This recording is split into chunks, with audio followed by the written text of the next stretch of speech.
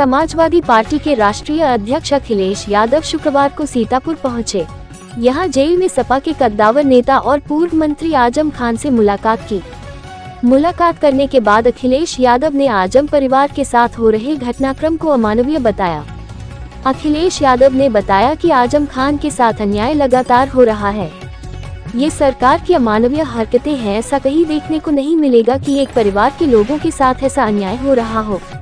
Jail प्रशासन के मुताबिक करीब 1 घंटे की मुलाकात का वक्त निर्धारित किया गया था। अखिलेश यादव ने बताया कि आजम खान को न्याय जरूर मिलेगा। समय बदलता है, समय बहुत बलवान होता है और आजम खान के साथ न्याय होगा। इसके साथ ही अखिलेश ने भाजपा पर निशाना साधते हुए कहा कि सरकार ने झूठे मुकदमों का रिकॉर्ड बना दिया है। अंत में जीत सच्चाई की होती है। सीतापुर से अवनीश मिश्रा की रिपोर्ट। मैं अभी मिलकर के आ रहा हूँ। हाँ। और जेल तो जेल ही होती है जी। और अकेलेपन में कोई रहे और जेल की अपनी परेशानियां होती हैं, तो वो तो फेस करनी पड़ती हैं। और हमें उम्मीद है कि उन्हें न्याय मिलेगा, उनके परिवार को न्याय मिलेगा। आदरणीय मोहम्मद आजम खान साहब, उनके साथ अन्याय लगातार हो रहा है।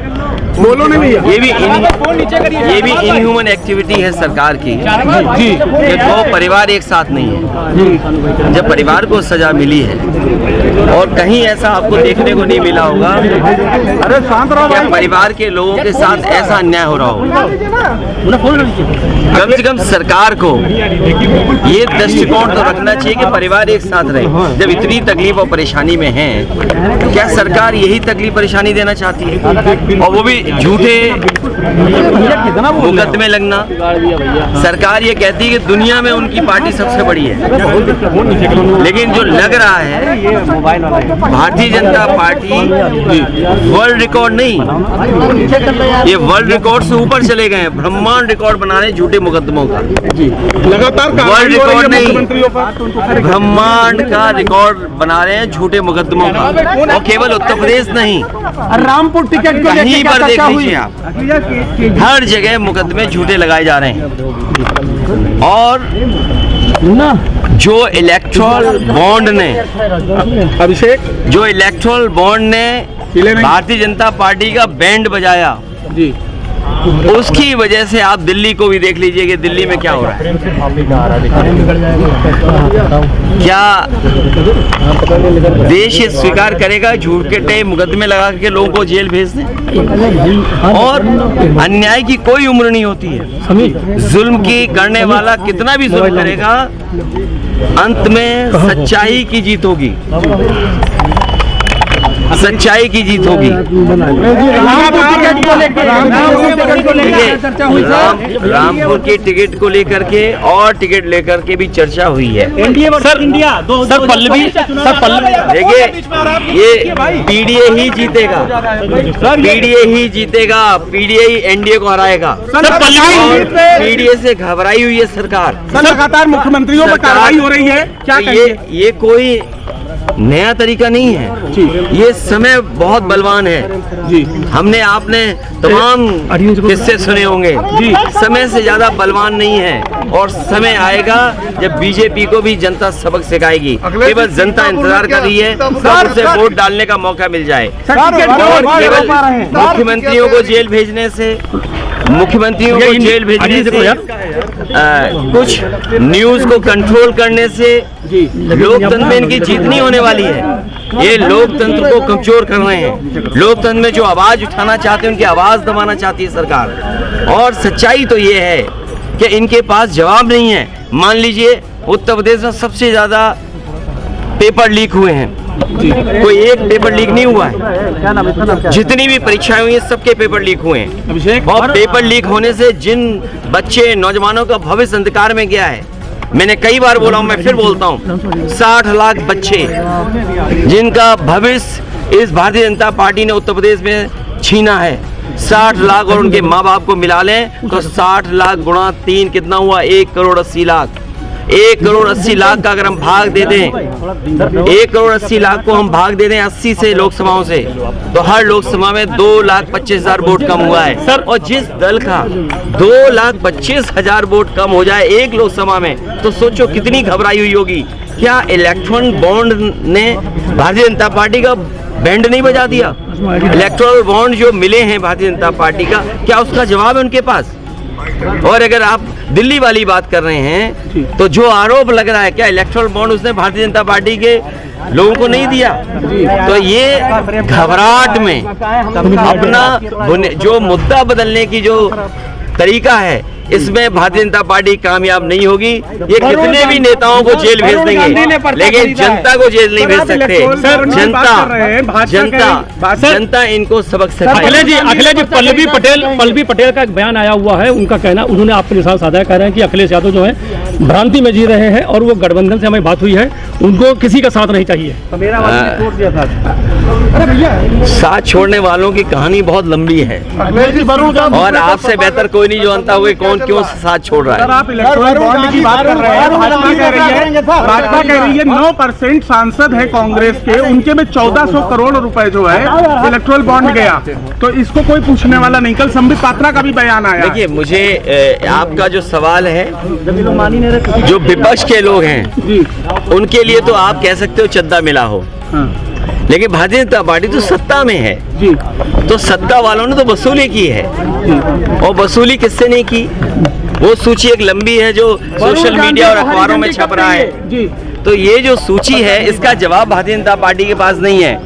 अगर भारतीय जनता पार्टी ये कहना चाहती कि चंदा उन्हें मिला है, चंदा उन्हें मिला होगा, लेकिन वसूली तो बीजेपी ने की। तो ये जो 6,000 करोड़ रुपए जो है भाजपा के खाते में गए हैं, ये इलेक्ट्रॉल बॉन्ड ने भारतीय जनता पार्टी का बैंड बजा दिया है। इसी इलेक्ट्रॉल बॉन्ड ने भारतीय जनता पार्टी का बैंड बजा दिया, इसीलिए घबराहट में इस तरह का खबर बदल जाए, न्यूज बदल जाए, दूसरी चीजों पे ज्यादा चर्चा हो। और सवाल तो मैंने आपसे कहा बुनियादी, क्या किसान की आय दोगुनी हो गई जी? क्या महंगाई कम हो गई? क्या नौजवानों को नौकरी रोजगार दे दिया जी? क्या आज उत्तर प्रदेश में लोग सुरक्षित हैं? कहाँ घटना नहीं हो रही? क्या आप सोच सकते हैं कस्टोडियल डेथ हो रही हो? जो लोग विश्व गुरु बनाने का संकल्प लेते हो, विकसित भारत को बनाने का संकल्प लेते हो, वहाँ कस्टोडियल डेथ में वो प्रदेश नंबर 1 हो। बदायूं कांड पे क्या कह रहा है? क्या बात? ये जितने भी कांड हो रहे हैं, लॉ एंड ऑर्डर, आप खुद सोचिए, 3 घंटे में कर दिए। आप खुद सोचिए कि जो सरकार ये कहती है कि 0 टॉलरेंस है लॉ एंड ऑर्डर के मामले में, इसका मतलब ये सरकार इंतजार करती है घटना होने का। जो रिस्पांस सिस्टम बना था या जो लॉ एंड ऑर्डर का 0 टॉलरेंस की बात थी, वो 0 टॉलरेंस 0 हो गई कि नहीं हो गई? बदायूं की घटना ने ये साबित कर दिया है कि 0 टॉलरेंस का नारा देने वालों का लॉ एंड ऑर्डर 0 टॉलरेंस 0 है। आजम खान चुनाव के लिए क्या बोले? आजम खान चुनाव के लिए क्या बोले? हमारी उनसे अच्छी बात हुई है, वो हम और वो जानते हैं। समाजवादी पार्टी का गढ़ है, आपने कांग्रेस को सीट दे दी, तो कोई बात नहीं। हमारे गढ़ के लोग, जिसको आप गढ़ बोल रहे हो, हमारे गढ़ और संगठन के लोग मदद करेंगे, जो भी कांग्रेस का प्रत्याशी आने वाले समय में आएगा। तो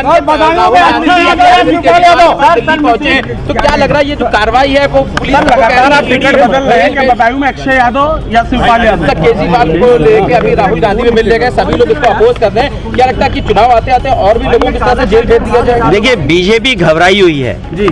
बीजेपी को पता है कि जनता इस बार सत्ता से हटा देगी उन्हें जी। चाहे वो महंगाई का सवाल हो, चाहे वो इलेक्ट्रल बॉन्ड का सवाल हो, चाहे बेरोजगारी का सवाल हो, चाहे किसान। आप कल्पना कर सकते हैं, जिस सरकार के खिलाफ नौजवान और किसान हो और व्यापारी हो और बड़े पैमाने पे अन्याय के खिलाफ जनता खड़ी हो जाती हो, तो ये घबराहट में जो एक्शन ले रहे हैं, घबराहट से जो ईडी सीबीआई इनकम टैक्स को आगे कर दे रहे हैं, ये केवल बदनाम करने के लिए, लोगों को कमजोर बनाने के लिए। लेकिन हमें उम्मीद है कि जितने भी इंडिया गठबंधन के साथी हैं, वो मजबूती से लड़ेंगे और जनता को न्याय दिलाने का काम करेंगे। समाजवादी पार्टी का मुख्य मुद्दा चुनाव में कांग्रेस के लगातार देखिए, मैंने आपसे कहा, बीजेपी से सावधान रहिए, मतदान तक सावधान रहिए, कुछ भी बीजेपी कर सकती है। चुनाव की बात कर रहे हैं, खड़गे साहब ने कल कहा है निष्पक्ष चुनाव हो, आपको क्या लगता है निष्पक्ष नहीं होगा? अरे हमारा मीडिया निष्पक्ष नहीं है।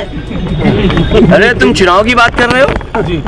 हमारा मीडिया भी कभी कभी निष्पक्षता वाला जो हिस्सा है, जो पक्ष है, वो भी भूल जाते हैं। इसलिए हमें उम्मीद है कि हमारे मीडिया के साथी ये जो यहाँ आए हैं, ये भी लोकतंत्र बचाने के लिए आगे खड़े दिखाई देंगे। अरे हम भी लड़ेंगे, जब पार्टी कहेगी तो लड़ेंगे, और लड़ना तो चाहिए। चुनाव देखिए, बदायूं में अक्षय यादव या शिवपाल यादव? अरे आपको क्या चिंता, हमारी पार्टी सिंबल साइकिल लड़ेगी, चाहे अक्षय लड़े, अक्षय नहीं है, आदित्य। ए तुम नाम भूल जाते हो। अरे कोई बात नहीं। देखिए ऐसा है, सिंबल साइकिल, और हम लोग तय कर लेंगे किसको लड़ना है, और बदायूं की जनता से पूछ करके। वरुण गांधी के लिए क्या कुछ है सॉफ्ट कॉर्नर, गुंजाइश है अभी? सॉफ्ट नहीं, हमारा तो रास्ता हर एक के लिए खुला रहता है, दरवाजा हर एक के लिए खुला रहता है। आपके प्रत्याशी ने भी ये कहीं कहा है, जो भगवत शरण गंगवार जी, तो उन्होंने कोई गलत नहीं कहा। मैं भगवंत शरण गंगवार जी बहुत सीनियर, मैच्योर और सीजनल लीडर हैं। वो जानते हैं कि पार्टी हित में और भारतीय जनता पार्टी के मुकाबले में क्या फैसला लेना है। अपर्णा बिष्ट जी, तो आप मानते हैं कि बदायूं में युवा को आगे तुम बढ़ाएंगे? यार क्यों चिंता करते हो किसकी? अरे मैंने आपसे कहा, बीजेपी वाले कभी कभी तो आरोप लगाते हैं परिवार वाला। अभी हमारे पत्रकार साथी से क्या सवाल पूछवा रहे, सोचिए आप। इसलिए बीजेपी वाले संकल्प लें कि किसी भी परिवार वाले को टिकट नहीं देंगे और किसी भी परिवार वाले से वोट नहीं मांगेंगे। बीजेपी 24 सीटों पर टिकट नहीं घोषित कर पा रही, इस पे क्या बयान है? ये घबराहट है उनकी, क्योंकि वो जानते हैं इस बार उत्तर प्रदेश की जनता इनको हटाएगी। और क्यों हटाएगी? डबल इंजन की सरकार, बताइए क्या अभी तक सांड हटा लिए सड़क से? अभी भी नहीं, अगर आप जेल से निकले, डिवाइडर अगर अच्छा मिल गया तो आपको सांड बैठे दिखाई देंगे। अभी मैं सीतापुर इंटर किया हूँ, 10 गिने मैंने सांड।